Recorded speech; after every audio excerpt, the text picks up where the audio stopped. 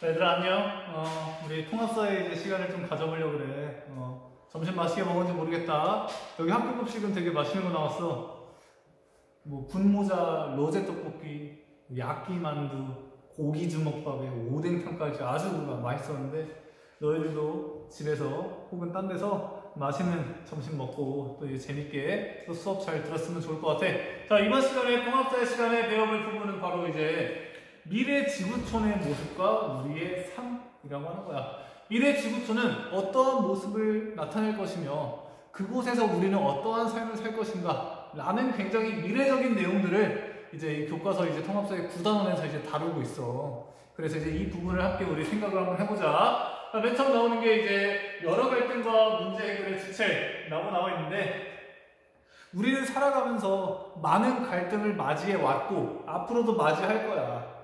자, 그런 갈등들을 우리가 어떻게, 어떤 과정을 통해서 이제 해결할 수 있을까? 뭐 그런 부분에 대해서 여기서 얘기하고 있는 건데, 보면 만약에 우리가 미래를 알 수 있다면 이런 문제가 발생할 거니까 미리 대비할 수 있겠지. 그래서 놀랍게도 완전 서프라이즈, 이 교과서에서는 미래를 어떻게 하면 예측할 수 있는지 그 미래 예측의 방법을 알려주고 있다.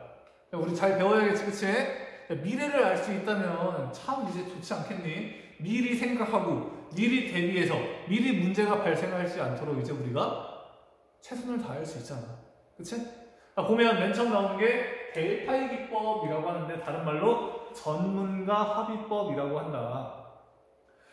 전문가들한테 부탁을 하는 거야. 뭐 예를 들면 A라는 걸 하려고 하는데 어떤 문제가 발생할까요? 이런 거를 설문을 통해서 반복적으로 이제 조사를 하는 거야. 그래서 이제 그 전문가들의 이제 합의된 그런 이제 의견을 받아들여서 이제 문제를 이제 예방하고 혹은 해결하는 방법, 그것을 델파이 기법이라고 하는 거야. 각 분야의 전문가에게 설문을 반복해서 특정한 주제에 관해 전문가 집단의 합의를 도출한다. 근데 이 설문을 할 때 어떻게 하냐? 익명성을 보장해 주는 거야.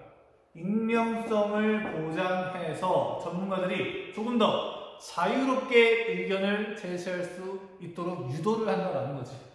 이런 특징을 가지고 있는 게 바로 델파이 기법이라고 한다. 여기까지 교과서에서 이야기하고 있어. 자, 그런데 우리는 조금 더 깊이 한번 생각을 해보자고. 일단 여기 있는 게 교과서 내용이야. 일단은 익명성을 보장하면 자유로운 의견 제시가 가능하도록 유도할 수 있다는 거야.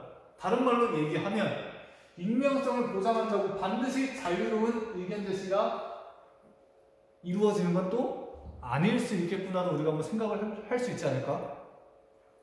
예를 들면 우리 이제 10월 달에 1학년 수련회 갔다 왔잖아. 그 1학년 수련회 갔다 온 다음에 우리 만족도 조사할 때 익명성이 보장되었잖아. 자, 그럼 여기서 쌤이 물어볼게. 너희들 모두 그 만족도 조사에 성심성의껏 의견을 제시하거나 대답을 했니? 그런 학생도 많을 거야. 하지만 그렇지 않은 학생도 있을 수 있잖아. 왜? 익명성이 보장되니까 내가 성심성의껏 하지 않았다고 그게 나인 게 들통날 확률이 없다고.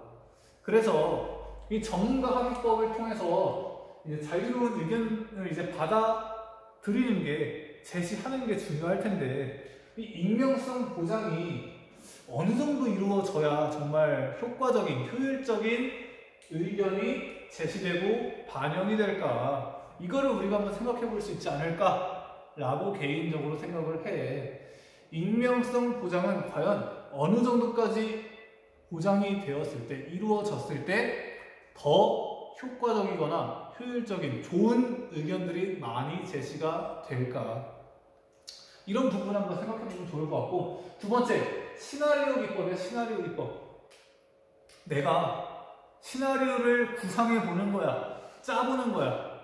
내가 어떤 A라는 상황에 닥쳤을 때 혹은 B라는 상황일 때 앞으로 나에게 어떤 시나리오가 주어질 것인가, 그걸 스스로 짜본 다음에 그 중에 내가 마음에 드는 걸 택하는 거야. 혹은 합리적인 것을 선택을 하는 거야. 그게 바로 시나리오 기법이야. 그러면 내가 예상했던 그 시나리오를 선택했으면 그 시나리오대로 우리가 생각할 수 있잖아. 미리 예방할 수 있잖아. 그 얘기하고 있는 거야. 시나리오를 작성해서 미래에 대비하는 방법으로 여러 개의 미래를 가정해서 대비할 수 있다. 예를 들면 우리는 항상 생각하는 게 시나리오 기법이야. 예를 들면 내가 이제 대학을 갔단 말이야. 20살에 이제 대학에 입학했네. 야, 그러면 나는 대학교 생활은 어떻게 할 것인가? 여러 생각이 있겠지. 그치? 첫 번째 생각. 일단 고등학교 때 공부 너무 많이 했다. 아, 공부 지긋지긋하다. 이제 그만할래. 공부 적당히. 그리고 뭔가 행복한 캠퍼스 라이프를 즐기겠다. 캠퍼스 라이프를 어떻게 하면 행복하게 즐길 것인가? 이것도 계속 시나리오 계속 생각하겠지. 친구가 많아야 될 것 같아. 그러면 모임에 이제 잘 참석하고, 그리고 이제 이 모임 속에서 이제 친구들을 사귀면서 이제 더 행복을 위해서 더 이제 학교 생활을 해야겠다. 이런 시나리오를 짤 수 있겠지. 근데 아니 다른 것도 있잖아. 예를 들면 그래도 요즘은 더더욱 대학교 가서 공부를 더 열심히 해야 돼. 그러면 공부하는 거야. 그래서 남들 놀 때 나는 어디 가는 거야? 도서관에 갈 거 아니야. 이 도서관에서 같이 공부하는 거야. 친구들이랑. 근데 또 공부하다 보면 또 이제 같은 뭐 예를 들면 친구나 뭐 동기들 만나겠지, 그치? 그럼 이 친구들과 이제 함께 또 어울리면서 공부를 또 하는 거야. 근데 또 공부하다 보면 또 이제 서로 궁금한 거 물어보고 모르는 거 물어보고 같이 협력해서 뭐 과제도 하고 뭐 이럴 거 아니야. 그러면서 이거 공부도 하면서 친구도 사귈 수 있고, 그리고 무엇보다 돈이 안 나가. 돈도 잘 많이 안 나가. 뭐 이렇게 친구들끼리 뭐 이렇게 가끔 이제 파닭 같은 거나 이런 야식 같은 거 먹는 거, 밥 먹는 거 말고는 뭐 예를 들면 도서관에서 술 안 먹을 거 아니야. 술값 같은 것도 안 나가고, 또 마음에 안 드는 사람이랑 또 다 어울릴 필요도 없는 거야. 공부도 하면서 친구도 사귀고, 또 공부하다가 또 친구 사귀면서 또 이제 뭐가 생기는 거야? 행복이 생기겠지. 그치? 여러 가지 시나리오가 있는데, 그래, 나는 이 두 번째 시나리오를 선택해서 뭔가 해야지 라고 선택할 수 있잖아. 그러면 이거 포기한 거잖아. 경제적으로 따지면 기회비용이 생긴 거네. 그치? 그래서 미래에 중요할 수도 있는 시나리오. 사실 이게 더 중요한 시나리오가 될 수도 있잖아. 내 삶에.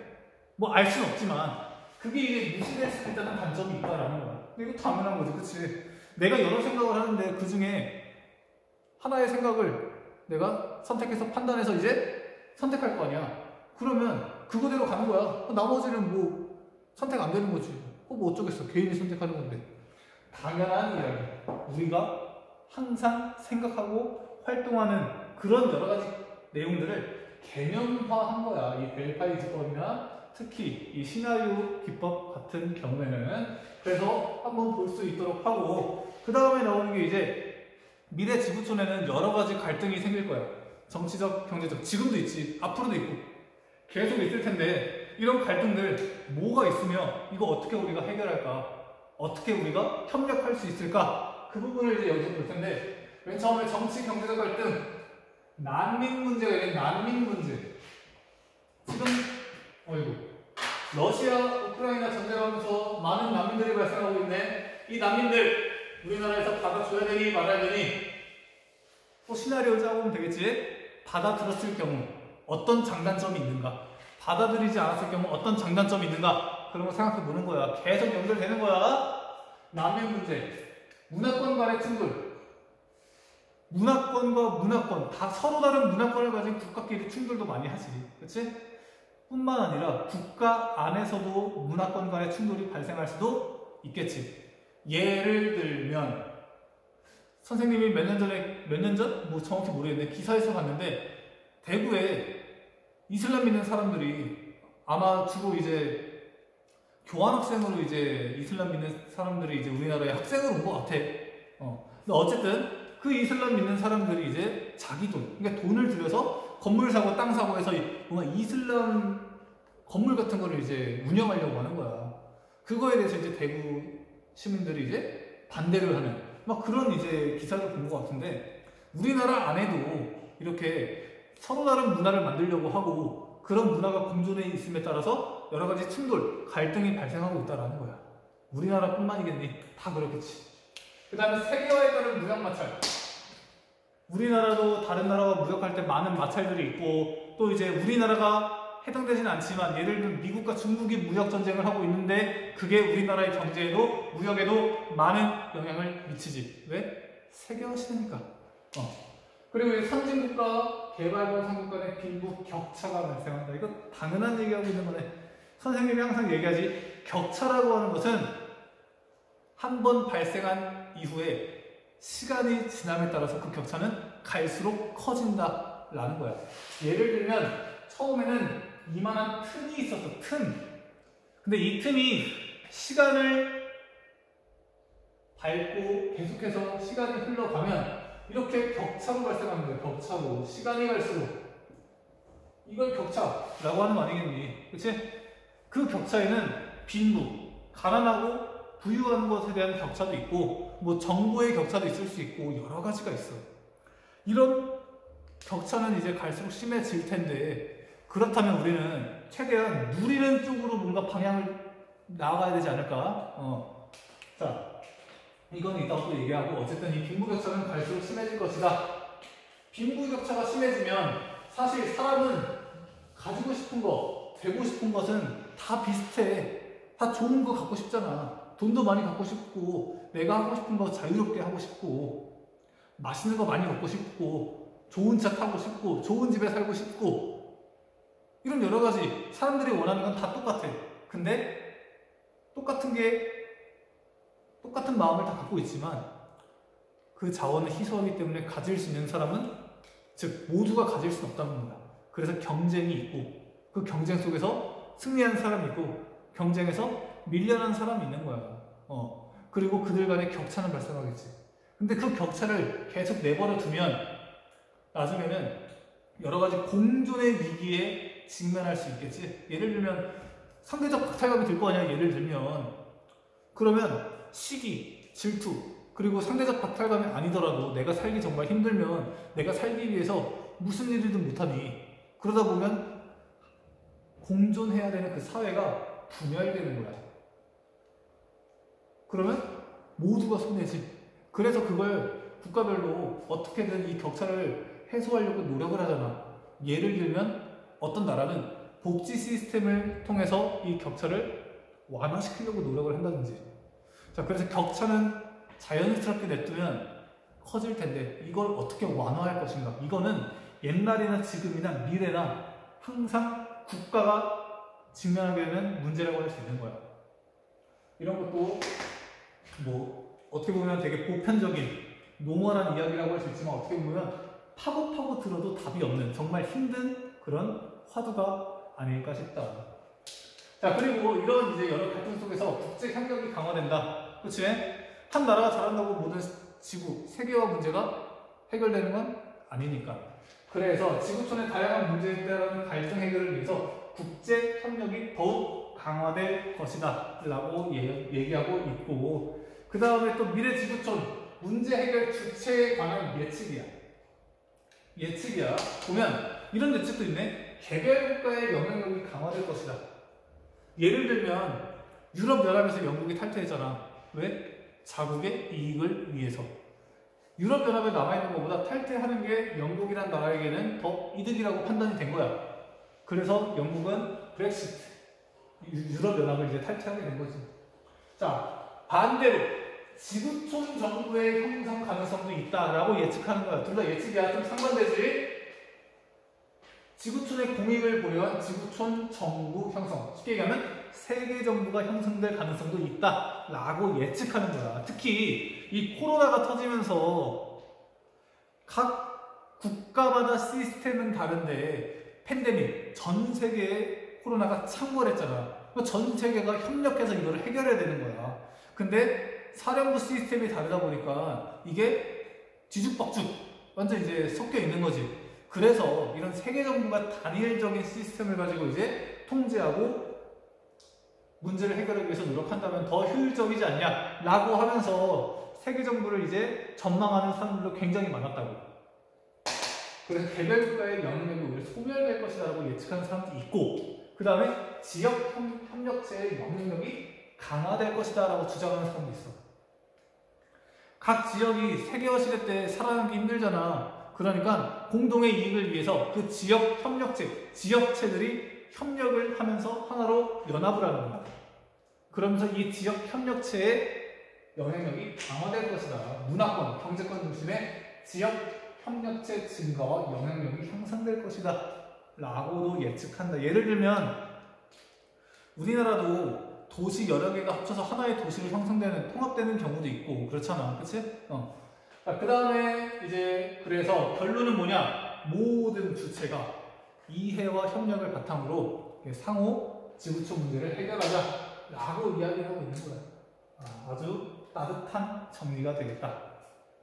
그리고 이제 또 우리가 생각해볼 만한 게 과학기술이 날이 갈수록 발전하고 있고 그 속도는 갈수록 빨라지고 있는데 어떤 변화가 발생할 것인가? 변화를 예측할 수 있으면 다 성공한다. 예를 들면 지금은 이제 코인 시장이 안 좋지만 옛날에 한 2년 전만 해도 야, 코인이 잘 될 줄 누가 알았어? 그거 알았으면 그치? 자, 근데 우리 삶이 어떻게 변화할지 한번 보자고. 공간이 변하는데 우리가 원래 옛날에는 우리가 사용할 수 있는 공간이 철원으로 기준을 삼는다면 자동차가 없으니까 철원 지역에서만 살다 죽었어. 옛날에는. 자동차가 생기니까 그 자동차로 이제 다른 도시도 가고 부산 가서 오뎅도 먹고 오고 그러는 거야. 그러다가 비행기가 생기니까 세계 여행도 하고 이렇게 내가 향유할 수 있는, 내가 사용할 수 있는 공간이 변화된다라는 거지. 교통기술, 우주항공 산업의 발달을 통해서 특히 우주산업이 발달하고 있잖아. 그래서 우주항공 산업이 발달함에 따라서 나중에는 신혼여행 같은 것도 이런 우주로 갈 수 있지 않을까? 물론 뭐 힘들 수도 있지만 뭐 그런 상상까지 할 수 있는 거야. 이렇게 우리가 사용하는 공간이 달라지면서 삶이 변화할 수 있다고. 두 번째, 사물 인터넷 기술, 인공지능의 발달. 사물 인터넷, 그냥 사물이야. 심지어 예를 들면 냉장고 같은 거 있잖아. 이 냉장고 그냥 사물이잖아. 근데 거기에 무슨 인터넷 기술을 넣어서 뭔가 자동으로 색깔이 바뀐다든가 더 다양한 기능을 사용할 수 있게 하는 거야. 인공지능 발달로 이제 사람이 해야 되는 그 귀찮은 것들 로봇이 하는 거야. 예를 들면 로봇 청소기 있잖아. 청소 얼마나 하기 귀찮니? 그냥 딱 돌려놓으면 로봇 청소기가 그냥 청소해주는 거야. 고맙지? 그래서 편리한 생활을 누릴 수도 있어. 근데 이런 여러 가지 인터넷 기술, 사물 인터넷 기술과 인공지능의 발달로 사생활 침해, 감시의 문제가 생길 수도 있대. 예를 들면 지금 중국 같은 경우에는 뭐 베이징이라고 할까? 거의 CCTV가 어디나 다 있어. 사각지대가 거의 없을 정도로.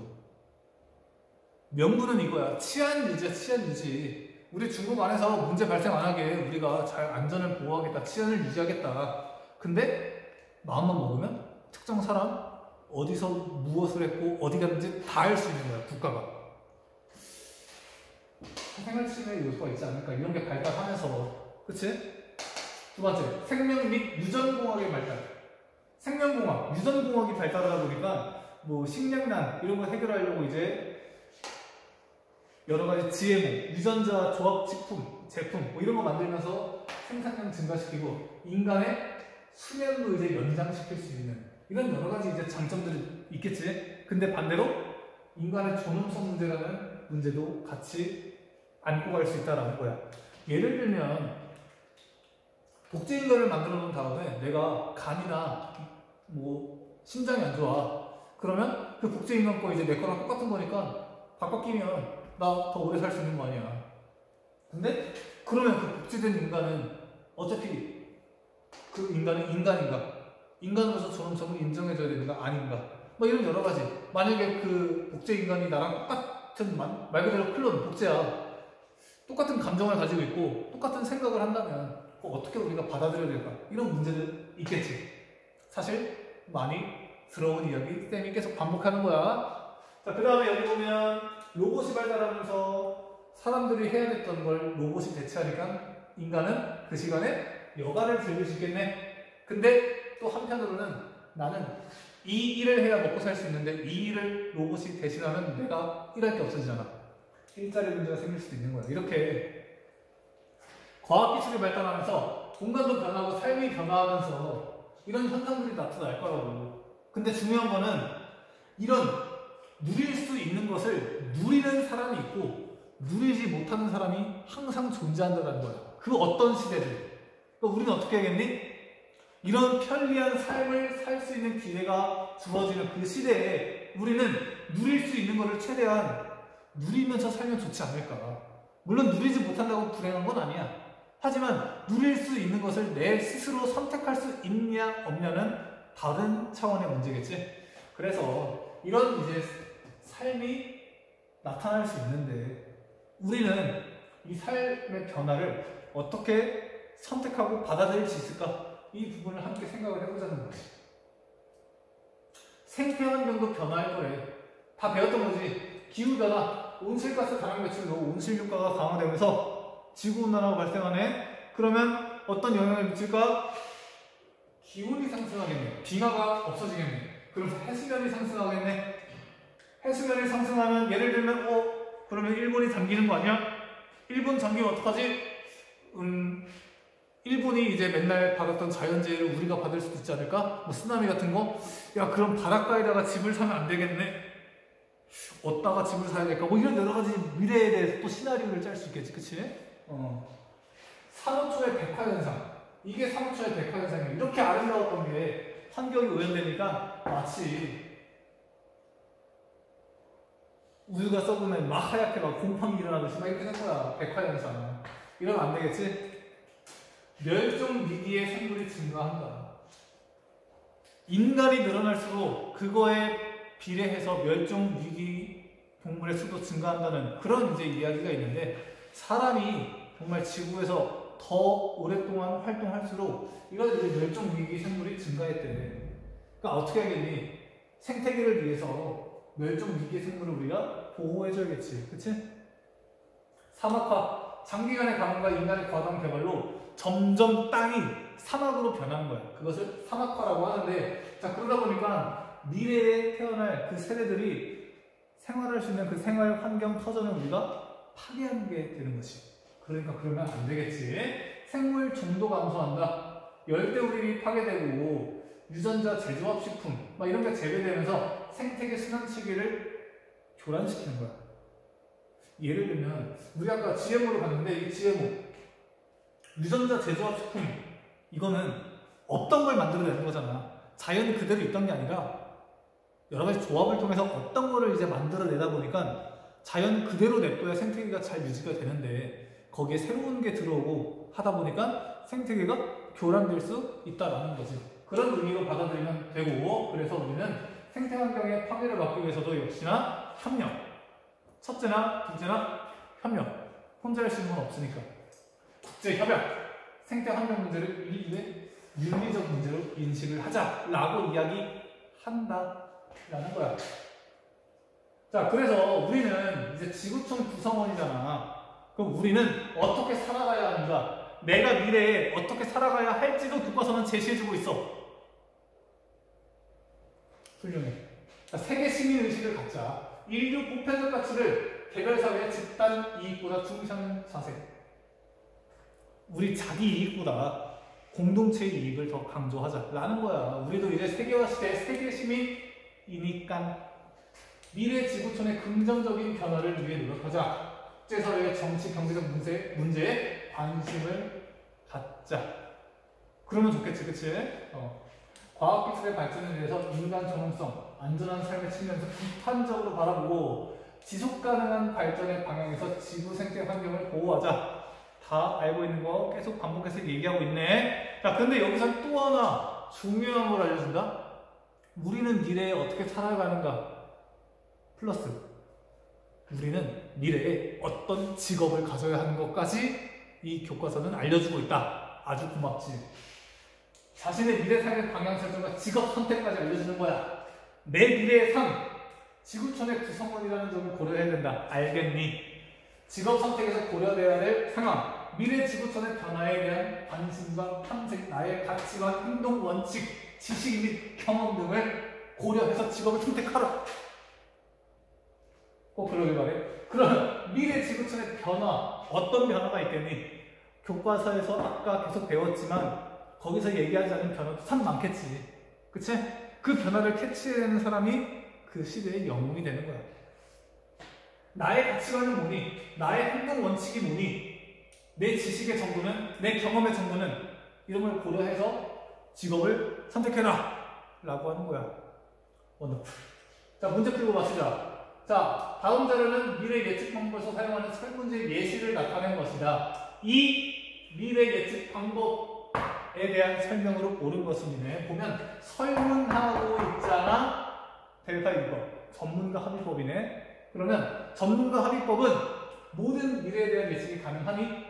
아니지. 모든이 빠져야지. 미래에 대한 예측이 가능할 수도 있지만 가능하지 않을 수도 있잖아. 야, 모든 미래가 예측이 가능하면 문제가 왜 발생하냐? 그치?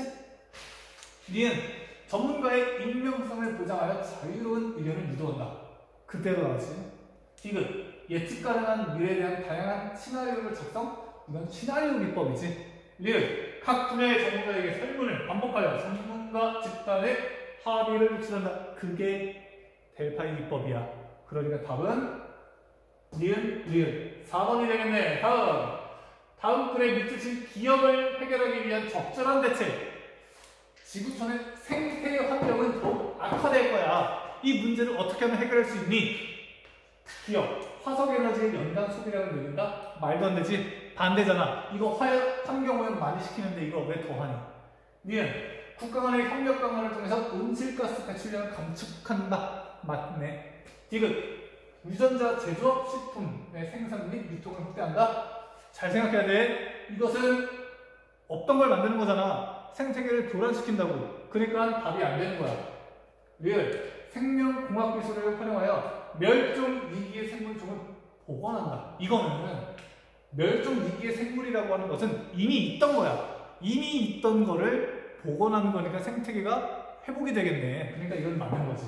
그래서 답은 리을 3번이 되겠고, 다음 가나다에 해당하는 내용으로 옳은 것은 자동차, 냉장고 등과 같은 사물의 인터넷을 연결한다거나 사물 인터넷, 엄청난 양의 데이터를 스스로 학습하는 기술, 학습 러닝, 딥 러닝. 다음 진공 상태의 최고 속에서 시속 약 1200km 달릴 수 있는 초고속 자기 부상 열차.